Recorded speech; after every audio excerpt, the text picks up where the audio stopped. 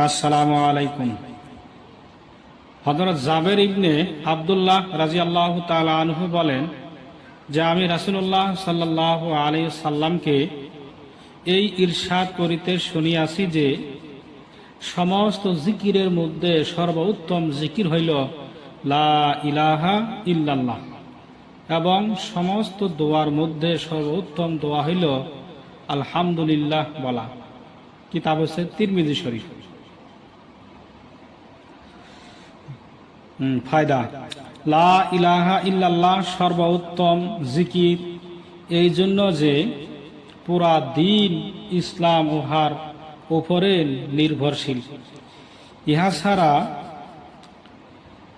ইহা ছাড়া না ইমান ঠিক হয় আর না কেহু মুসলমান হইতে পারে।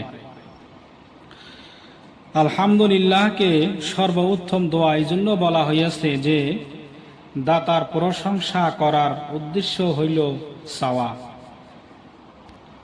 ও সোয়াল করা, আর দোয়া হইল আল্লাহ তাআলার নিকট চাওয়ার নাম।